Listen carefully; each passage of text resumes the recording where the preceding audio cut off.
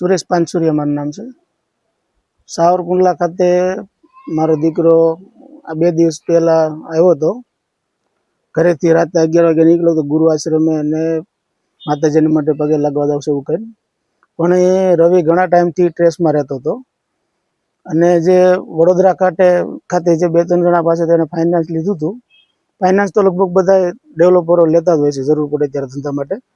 પણ આ જે નીટકાંડ બન્યું હતું જય જલારામ સ્કૂલ ગોધરા, એના જે જામીન ઉપર જે છે દીક્ષિતભાઈ, અને એની સાથેના 15-17 જણા જે અલગ અલગ રવિ મારી પાસે છે એની જે નોટને લખી ગયો છે એની અંદર બધા નામનો ઉલ્લેખ છે બધો.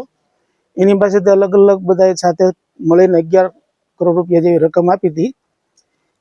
એની સામે રવિ એને કંઈક 4,90,00,000 રૂપિયાની મિલકત દસ્તાવેજ કરીને પોઝેશન આપ્યું હતું અને 3,38,00,000 રૂપિયા જેવું એને એના જે અલગ અલગ એકાઉન્ટમાંથી આવેલા પૈસા હતા એમાં આરટીજીએસથી આપેલા હતા. મને મારા દીકરાએ કાલે આવ્યો વડોદરા નાનો, એણે કીધું પપ્પા રવિભાઈ લગભગ 2-3 મહિના પહેલાં ગોધરા પણ ગયો હતો.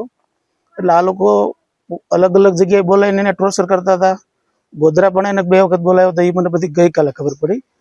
અને સાવરકુંડલા એલસીબી, અમરેલી જિલ્લાની એસપી સહિતની આખી ટીમ કામે લાગેલી છે અને મને વિશ્વાસ છે કે આ લોકો એકાદ દિવસમાં રવિને ગમે ત્યાંથી પહોંચશે.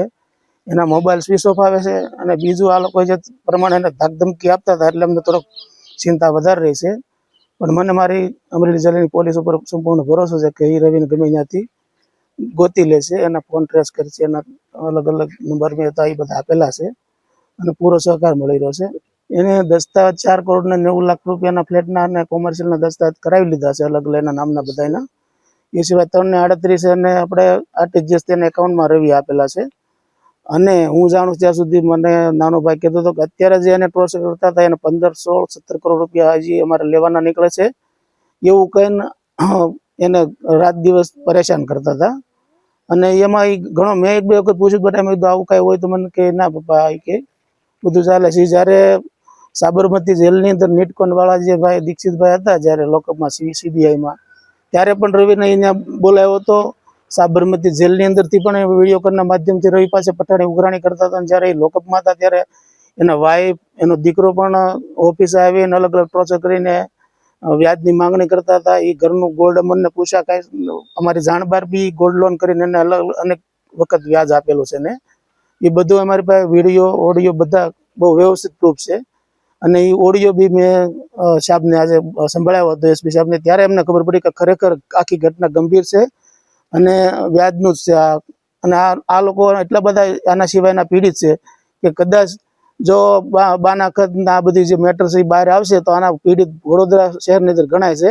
અને 11 કરોડ આપ્યા એની સામે લગભગ 70 કરોડના 70-75 મિલકતના એને બાનાખત કરાવી લીધા હતા.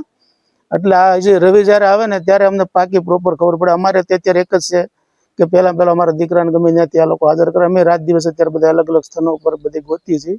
એ આવી જાય ત્યારે આના કરતાં જે વિશેષ હકીકત હશે એ રવિ બધાને જાણ થશે. ના બની શકે, પણ રાતના 11 વાગ્યા તો એ મારા કાકાના દીકરોની ઘરે આવીને સૂતા. પછી મારા મમ્મી પપ્પા અહીંયા હતા, પૂનમ આવતી એટલે દર પૂનમ અહીંયા આવતા હોય છે, હું પણ આવતો હોઉં છું. તો એ લગભગ 12:15 આજુબાજુ ઘરેથી નીકળી ગયો. સીસીટીવી કેમેરામાં 2 કેમેરામાં દેખાય છે બરાબર. એટલે એ ચિંતાનો વિષય ખરો. બાકી અત્યાર સુધીમાં અમારે છે આવું ક્યારે બને. અમારે ઘણા લોકોના ફાઇનાન્સ લીધેલા, બધા સહકાર આપે છે. વડોદરાની અંદર અમારો એટલો બધો મોટો બિઝનેસ છે તો અમારે જરૂર પડતી ત્યારે અમે અલગ અલગ લોકો પાસેથી ફાઇનાન્સ લેતા જ હોય છે.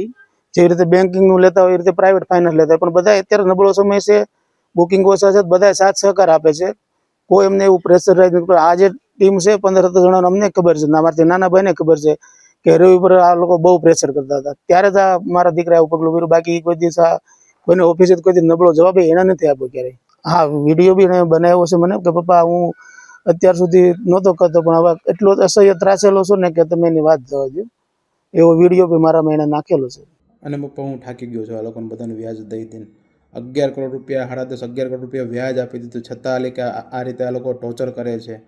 કંઈ બહુ ઓછું ટોર્ચર નથી કરતા. એમના વાઈફના ફોન આવે, એમનો માણસ છે કિરણ સુથાર, દીક્ષિતભાઈનો માણસ ને આ ઉત્તમભાઈનો એનો માણસ છે કિરણ સુથાર, એ બી ધમકીઓ આપે, એ બી ગાળો આપે.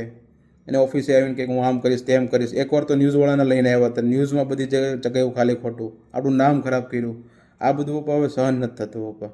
હવે હકીકત હું જે કરું છું ને ભાઈ, હું મજબૂરીના લીધે કરું છું પપ્પા.